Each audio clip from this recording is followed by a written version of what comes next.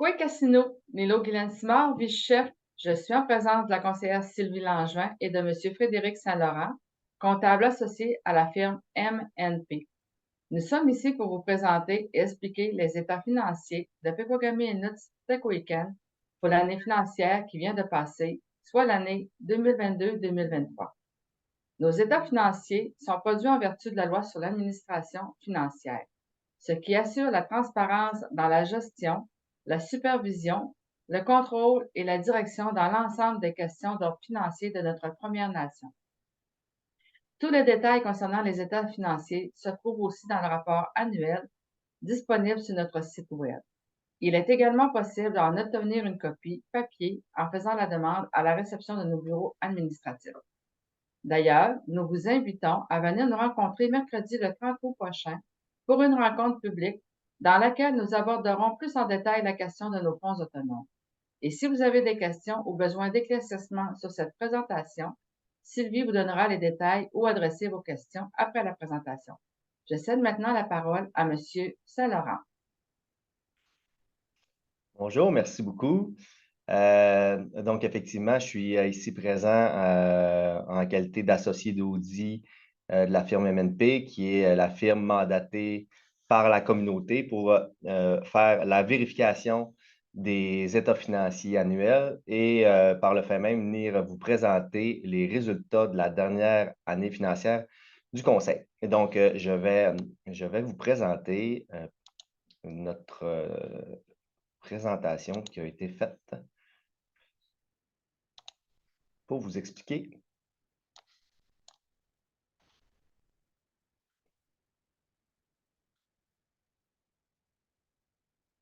ce que vous voyez bien, mesdames. Super. C'est très plaisant la technologie, mais on veut s'assurer que ça fonctionne bien si tout le monde veut bien comprendre. Donc,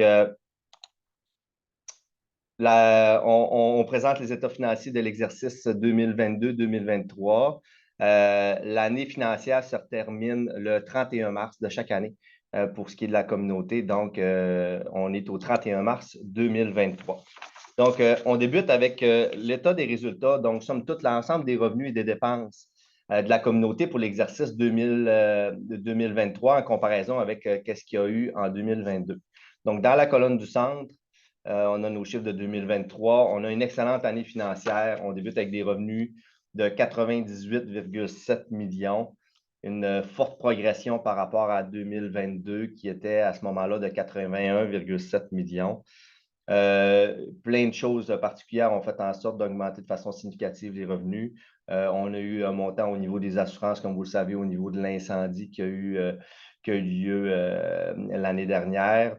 On a eu des montants supplémentaires aussi concernant l'éducation d'un montant environ de 6 millions. On a eu aussi le règlement pour tout ce qui est le développement par rapport à la police. Donc, la sécurité publique, à peu près 1,1 million supplémentaires au cours de l'exercice. Plus l'ensemble des revenus de financement qu'on a habituellement. Donc, une très bonne année en termes de revenus, 98,7. Au niveau des dépenses, augmentation, hein, vous savez, quand on a des revenus supplémentaires, bien souvent, bien, on y accole des projets, donc des dépenses pour un montant de 77,2 millions. Ce qui nous amène à un excédent de l'exercice avant les autres produits de 21,5 millions, alors que l'an dernier, à pareille date, on avait terminé l'exercice avec 11,7 millions de surplus. De ça, on ajoute nos quotes-parts non distribués dans les bénéfices nets des sociétés et des partenariats commerciaux. Donc, cette année, l'ensemble de nos partenariats ont généré pour la communauté un surplus de l'ordre de 8,5 millions. Une légère augmentation par rapport à 2022 qui avait clôturé l'année avec un montant de 8,1 millions. Donc, on termine avec un excédent de l'exercice de 30 millions comparativement à 20 millions pour ce qui est de 2022. Donc, une excellente année financière pour la communauté en 2023. Nous avons débuté l'exercice 2022-2023 avec un surplus accumulé de 172 millions. Il y a eu des petits redressements qui ont eu lieu au niveau du surplus de l'ordre de 19 000 $. Et à ça, on y ajoute le surplus qui a été réalisé dans l'exercice qu'on a vu précédemment à 30 millions. Donc, on clôture l'exercice 2023 avec des surplus accumulés de l'ordre de 202 millions de dollars. Donc, tout ça sont des très bons indicateurs financiers. Tout est au positif. Donc, c'est une très, très bonne nouvelle. Si on poursuit maintenant, on a vu précédemment que l'excédent avant nos autres produits était de 21,5 millions. Cependant, à l'intérieur de ce 21,5 millions, il y a des montants qui sont déjà réservés ou utilisés à d'autres fins. Donc, ce n'est pas un surplus qu'on considère libre, OK, pour pouvoir affecter à n'importe quel autre projet. Donc, on vient ici, dans cette présentation-là, venir démontrer c'est quoi les montants qui sont disponibles pour la réalisation de projets futurs. Donc, dans notre 21 millions, il y a 2,8 millions qui est réservé pour le service à l'enfance et à la famille. On a un montant de 30 000 qui est pour la sécurité publique. Fait que ces montants-là ne peuvent pas être réinvestis dans d'autres sources, dans d'autres fonds, dans d'autres activités que les activités spécifiques pour lesquelles ils ont été perçus. Donc, c'est pour ça qu'ils sont d'une certaine manière réservés. Le surplus investi en immobilisation, 4,7 millions. Dans les faits, ce n'est pas un montant qui a été affecté à des années futures. Dans le fond, c'est des projets qui ont été réalisés au cours de l'exercice. Donc, c'est de l'argent qui a déjà été dépensé. Et le surplus provenant des fonds autonomes, bien, ça, c'est le surplus qui provient à même vos données à vous, vos fonds à vous. Ils ne proviennent pas des programmes ni provinciaux ni fédéraux. Donc, on arrive avec 13,9 millions, pardonnez-moi. On arrive avec 13,9 millions de fonds ne provenant pas des programmes ou étant déjà affectés. Donc, ça nous fait un surplus de programme de 7,5 millions comparativement à 480 000 pour l'exercice précédent. À ça, on y ajoute la contribution des fonds autonomes parce qu'à tous les ans, tout dépendant des besoins de certains programmes, à même les fonds autonomes, on contribue à aider le financement et la réalisation de certaines activités. Donc, cette année, la contribution est à 1 696 000, ce qui nous fait un surplus des fonds de programme de 9,2 millions, alors qu'à l'année passée, on avait clôturé l'exercice avec 3,4 millions. Puis là, vous risquez de me poser la question, mais je ne vous entends pas parce que vous êtes pas, on n'est pas présent. Mais si on était présent, je suis convaincu que vous me poseriez la question comment ça se fait qu'on a autant de fonds provenant des programmes, alors que par le passé, les fonds de programme clôturaient pratiquement à zéro. Il y a plein de raisons, mais essentiellement, je vous dirais que le financement supplémentaire obtenu en fin d'année pour ce qui est de l'éducation fait en sorte qu'on clôture l'exercice avec un surplus des fonds de programme. Ces surplus-là seront dans le futur réinvestis éventuellement dans des programmes que vous aurez choisis au niveau de l'éducation. Mais c'est un surplus c'est un financement qui a été obtenu vers la fin de l'année, donc n'a pas pu être entièrement dépensé au cours de l'exercice 2022-2023. Donc, on poursuit. Je vous ai dit, je viens de vous présenter qu'on avait fait une affectation de 1 696 000 provenant des fonds autonomes pour supporter certaines activités, certains fonds de programme. Ici, c'est la liste complète des activités qui ont été subventionnées, entre guillemets, à même vos fonds autonomes. Je vous fais grâce de la lecture de chacun d'entre eux. Cependant, je vais vous présenter ceux qui sont nouveaux de l'exercice. Donc, on a dans la partie du haut le saccage Nation Huron-Wendat pour lequel on a pris 153 000 au niveau des fonds autonomes. Le recours judiciaire à la sécurité publique et les droits de la personne pour se défendre un montant de 104 000 qui a été utilisé. Au niveau du recours aux protections éthiques, on a un montant de 85 889.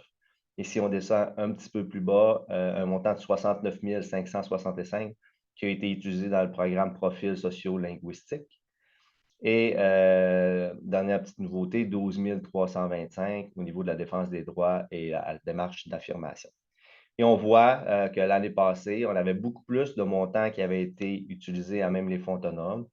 Mais vous voyez qu'il y a un gros montant de 1 113 000 qui avait été utilisé pour la réfection du pavage de la rue Ouiachuan, projet qui a été terminé en l'année dernière. Donc, il n'y a pas eu de réinvestissement fait en même les fonds autonomes à ce niveau-là. Donc, c'est l'utilisation à même les résultats de l'exercice pour lesquels les fonds autonomes ont contribué.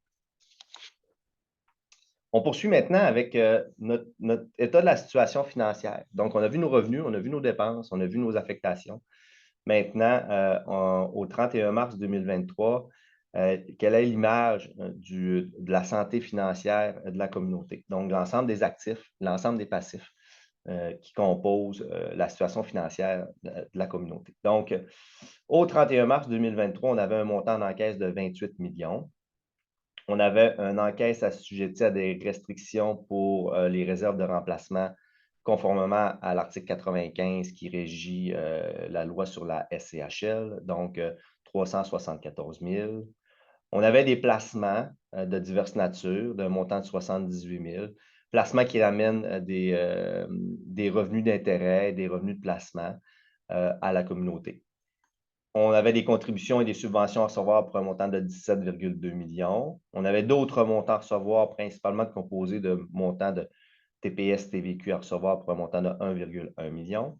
Et on avait la participation dans les entreprises commerciales et de partenariats commerciaux pour un montant de 85,7 millions. Et là, on va prendre un petit peu de temps pour faire le tour de dans quoi on est partenaire et qu'est-ce que ça a comme retombée. Qu'est-ce que ça a eu comme retombée au cours de l'exercice 2023 pour ce qui est des chiffres de la communauté. Donc, on va passer essentiellement les grandes lignes. Si on voit au niveau de la deuxième colonne partant de la gauche vers la droite, on a la société en commandite Minashtuk, qui est un barrage hydroélectrique pour lequel la participation du conseil est à 100 %, donc on est seul dans ce projet.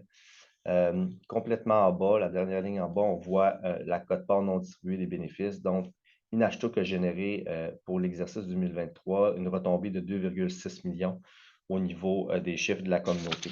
Puis, autre bonne nouvelle, au-delà du bénéfice que ça a pu générer, c'est que à cette année, Minashtuk a aussi transféré une somme en argent de l'ordre de 1 million dans les coffres de la communauté. Donc, on a encaissé au niveau du conseil 1 million de dollars provenant de la société en commandite Minashtuk. Si on se déplace un peu plus vers la droite, on a développement Piekogami Inwatch SEC, qui est DPI, pour lesquels on est propriétaire à 100 %. Cette année, l'exercice se clôture avec un montant de 536 000 en surplus. Il n'y a pas de distribution de fait dans DPI parce que le 536 000 a servi à faire des projets d'investissement. Donc, l'argent est resté dans DPI et DPI en a bénéficié pour être en mesure de faire des investissements dans des sociétés privées. Au niveau de Biochar Boralis, c'est une copropriété dans laquelle on est actionnaire à 50 % et ça a généré des surplus de l'ordre de 18 000 pour l'exercice 2023. Si on continue, on est partenaire aussi au niveau de l'énergie communautaire Lac-Saint-Jean à hauteur de 33 %. On le voit ici dans la deuxième colonne en partant de la gauche. Ça a généré pour la communauté un surplus de 186 000 au cours de l'exercice 2023. On a notre partenariat dans le projet hydroélectrique Wiachuan, qui est le projet hydroélectrique de Val-Jalbert, dans lequel on a une participation de 45 %, qui est un super de beau projet d'un point de vue, à tout point de vue, mais moi, je parle plus au niveau des chiffres. Un bénéfice pour la communauté de l'ordre de 2 566 000 pour l'exercice 2023. Et la société en commandite a pu faire une distribution en argent de l'ordre de 2,8 millions à la communauté. Donc, un dépôt qui a été fait dans les coffres du conseil de 2,8 millions.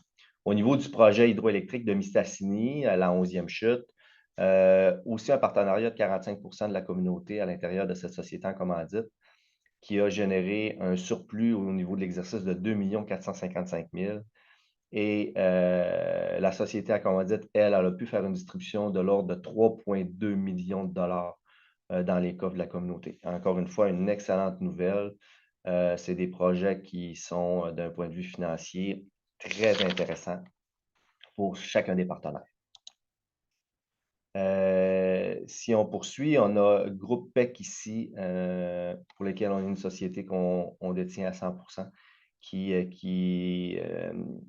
qui regarde pour promouvoir des des projets dans l'énergie renouvelable qui terminent l'exercice avec un surplus de 176 680 $ pour la communauté. À la page suivante, ici, on a la société en commandite Namunachou, pour laquelle on a une participation de 50 qui a clôturé l'exercice avec un déficit de 540 000. Par contre, avec des excédents de liquidité dans la société commandite qui a permis de faire une distribution en argent dans les coffres du conseil de l'ordre de 1 million au cours de l'exercice. Malgré la perte, les résultats en termes de flux de trésorerie sont excellents au niveau de la société en commandite. On a ici à droite la société en commandite Apuat de 12,5 % notre participation, qui a généré, pardonnez-moi, un bénéfice total de 2 126 000, mais notre 12,5 % qui revient à la communauté représente un surplus de l'ordre de 300 000 pour l'exercice 2023. Encore une fois, un beau projet.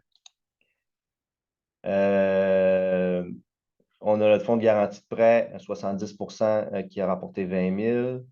Notre projet hydroélectrique, qui est un petit nouveau depuis quelques années, Chipis, pour lequel on est propriétaire à 100 %, a généré un bénéfice de 86 000.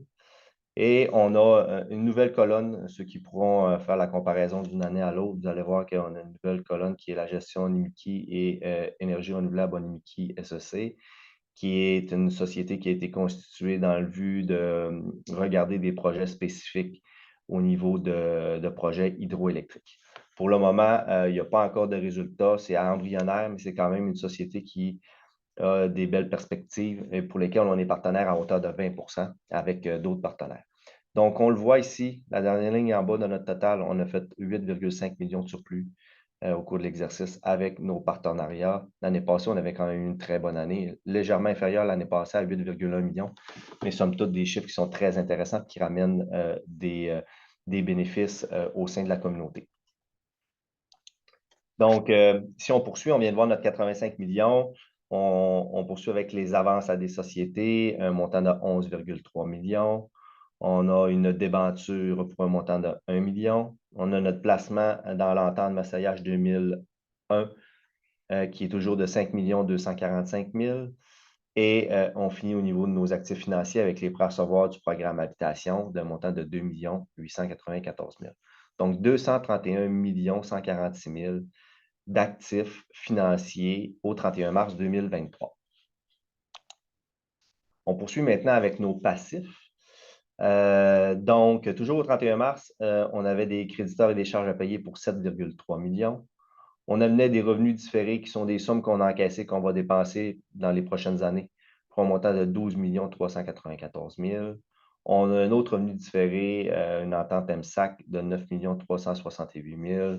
Simplement qu'au 31 mars, le gouvernement fédéral avait fait un dépôt dans les coffres de la communauté, mais qui servait à financer les activités de 2023-2024.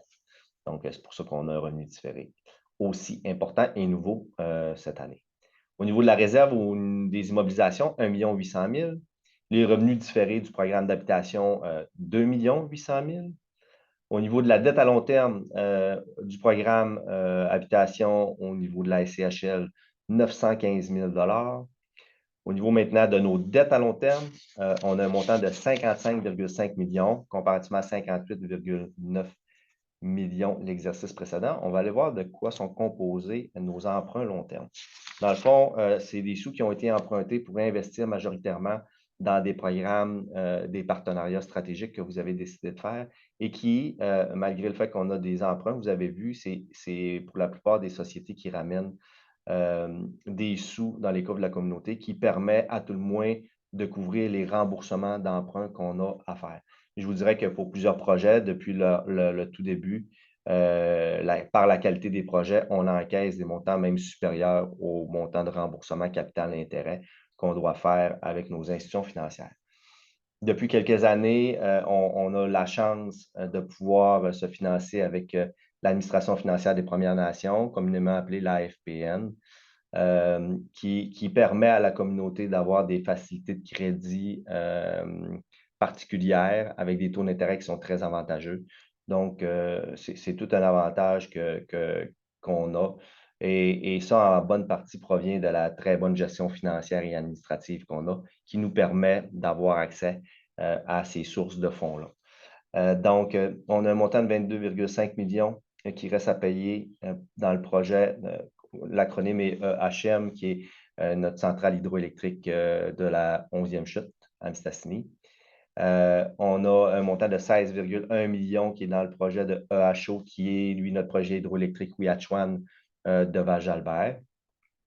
On a un montant de 10,1 millions qui est dans le projet d'investissement qu'on a avec le projet Naminachou. Et on a un montant de 5,8 millions de dettes aussi qui a servi à l'investissement qu'on a fait dans le projet hydroélectrique de Chipis. On a un dernier emprunt, 936 000.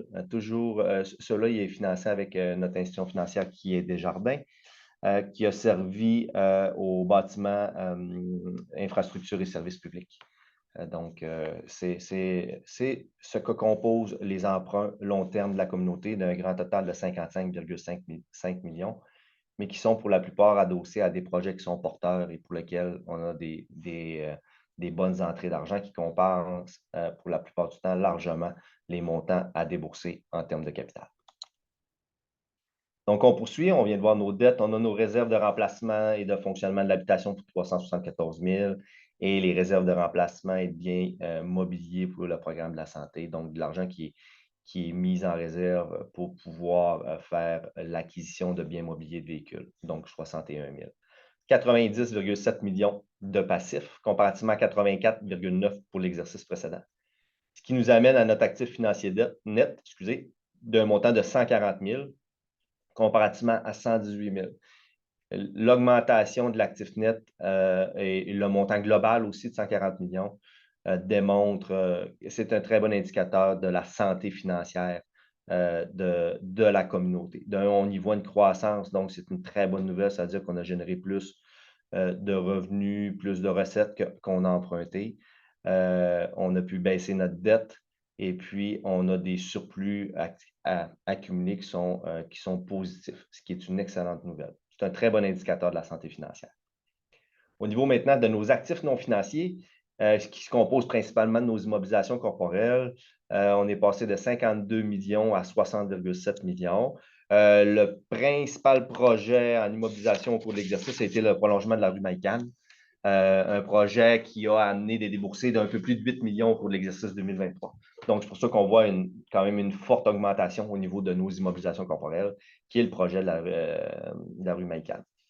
Au niveau des immobilisations corporelles de l'habitation, on est rendu à 915 000 et des frais payés d'avance pour 160 000 $. Donc, 61,8 millions d'actifs financiers, ce qui nous amène à un grand total d'excédents accumulés qu'on avait vu au tout début, d'un montant de 202 millions, comparativement à 172 millions pour l'exercice précédent. Encore une fois, l'excédent accumulé est un bon signe de la santé financière de la communauté. Maintenant, on a vu, je vous ai donné un paquet de chiffres. On prépare toujours à l'intention de la population ainsi que des membres de la communauté un survol graphique pour bien voir la répartition dans à peu près chacun des grands secteurs de la communauté. Donc, au niveau des revenus, on a des revenus totaux de 98,7 millions. On va regarder les principales pointes de tarte, si on peut dire ça. Vous voyez complètement en bas ici, ministère des Services aux Autochtones Canada, un montant de 53, presque 54 millions au cours de l'exercice. Donc, ça représente 55 du budget annuel des revenus qui sont octroyés par le MSAC, le gouvernement fédéral. On a une pointe ici qui est très intéressante aussi, qui est les autres sources de revenus. Il faut faire attention, il y a des droits de couple là-dedans, mais peu importe, c'est une pointe de tarte qui est quand même relativement grande, puis qui comprend beaucoup de revenus de sources autonomes.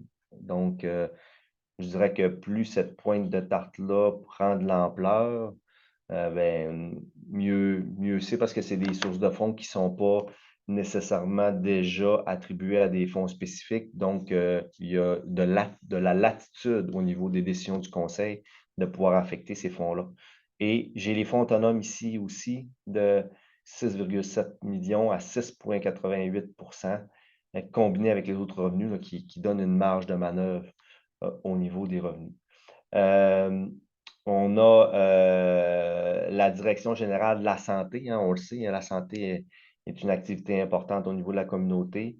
8,2 millions qui représentent un peu plus de 8 des sources de fonds de l'exercice 2023. Maintenant, on voit, on en a 98 millions de revenus. Maintenant, comment a été attribué le 77 millions de dépenses à l'intérieur des grands secteurs que couvre le conseil. Donc, ici, on voit en vert, en bas à gauche, l'éducation et la main-d'œuvre, 19 millions de budget. Donc, au niveau de l'éducation, ça représente 25 du budget annuel qui est alloué au niveau de l'éducation, qui est une activité hyper importante. Tant d'un point de vue financier que d'un point de vue stratégique aussi, là, mais moi, je fais plus de constats, de constats financiers. Au niveau de la santé, ici à droite aussi, un montant très important, un peu plus de 18 millions qui représente 24 du budget annuel. Donc, la santé et l'éducation combinées ensemble font un peu moins, mais vraiment proche de 50 du budget annuel de la communauté. On a les infrastructures et services publics qui comprend différents facteurs, mais des investissements, mais quand même, il y a 14,4 millions du budget annuel qui est alloué dans le 77 millions au total. Économie, partenariat stratégique aussi, il y a des affaires particulières, mais quand même, c'est une pointe de tarte importante à près de 9 du budget de l'exercice. Donc, c'est les grandes, OK, vous les voyez tous, là, puis vous aurez la chance, si vous consultez la présentation, de pouvoir les regarder un peu plus en détail. Mais je voulais surtout vous faire voir que tous les secteurs sont très importants. Par contre, il y a des secteurs dans lesquels on alloue des sommes beaucoup plus importantes de par la nature des opérations qu'on doit y faire. Donc, au niveau maintenant des informations complémentaires, on a l'obligation, quand je dis on, c'est la communauté a l'obligation de faire état de la rémunération du conseil au niveau de la loi sur la transparence. C'est une information qui est publique et qui vous est divulguée. Donc, vous voyez à l'intérieur de cet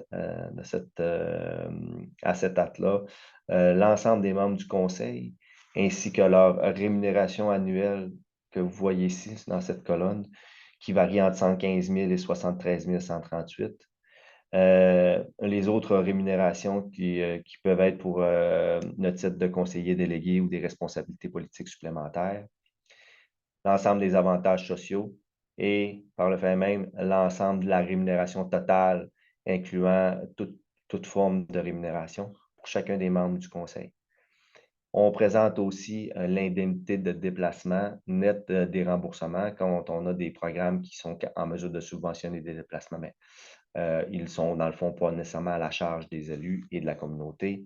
Donc, vous voyez, puis ça fait partie aussi du travail des élus de devoir, à l'occasion, se déplacer, assister à des rencontres. Donc, c'est tout à fait normal d'avoir des indemnités de déplacement pour ce qui est de nos membres élus. Donc, c'est ce qui fait état de la rémunération totale de chacun des membres. On doit aussi vous faire la divulgation des échelles salariales pour chacun des membres. Là, ce n'est pas les noms, mais plus les postes, OK, pour les cadres et les conseillers non élus. Donc, vous voyez, en partant de la direction générale avec l'ensemble des directions qui sont sous la gouverne du conseil, vous voyez les grilles. Donc, les grilles varient entre minimum entre 107 et 101 000 et au maximum entre 134 et 127. Et on fait état aussi de l'ensemble des indemnités de déplacement qui sont directement à la charge de la communauté. Donc, vous avez maintenant l'ensemble de l'information, c'est rendu public pour chacun des membres de la communauté. Et ça va être sur le site Internet, c'est disponible pour tous ceux qui vont vouloir la consulter. c'est ce qui met fin à ma présentation. Je vous remercie beaucoup. Je vous remercie beaucoup. Je remercie toujours les gens du conseil, les gens de l'administration, tout le bureau d'administration qui nous aide énormément à réaliser notre travail. Puis, ben, je vous félicite de la belle année financière que vous avez eue, de la saine gestion que vous avez dans vos finances publiques et des très beaux résultats et du très beau surplus accumulé que vous avez. Je commissionne M. Saint-Laurent de la firme MNP pour cette belle présentation. C'est clair, vous êtes bon pour vulgariser des gros chiffres. Je voudrais aussi dire Tinishku Mitnan à toute l'équipe des finances qui travaille toute l'année, puis toutes les unités administratives aussi, ça travaille toute l'année à assurer une bonne gestion des finances de notre organisation. Puis encore plus à la fin de l'année, là, il y a des efforts qui sont encore plus soutenus pour vous fournir l'ensemble des documents qui sont nécessaires pour produire ces états financiers. Avec les surplus que vous avez constatés, ben, notre organisation est sans conteste en bonne santé financière. On va poursuivre au cours des prochaines années notre engagement à bien gérer les fonds de notre Première Nation et à demeurer transparent dans notre gestion. On vous rappelle que les états financiers sont accessibles à tout le monde dans le rapport annuel. Avec le rapport annuel, il est comme ça. Vous pouvez en avoir une copie papier ici au bureau à l'accueil, puis il est disponible aussi sur Internet. À la fin du rapport annuel, ben, vous avez les états financiers. Et si vous avez des questions, vous pouvez les écrire dans les commentaires de cette vidéo-là. Vous pouvez nous les faire parvenir par messagerie privée sur Facebook ou sur la page de Pequawagami News Weekend ou par téléphone au 418-275-5386. On a une boîte vocale spéciale 6998 où vous pouvez laisser votre question, vos coordonnées, puis on va vous rappeler pour répondre à vos questions. Et encore une fois, on vous invite à la rencontre publique le mercredi prochain, le 30 août, où on va pouvoir discuter davantage de la provenance puis de la gestion des fonds autonomes. Alors, Tinishku Mitnan à tous pour votre écoute lors de cet exercice important qui est le dévoilement de nos états financiers. Miaou! Miaou!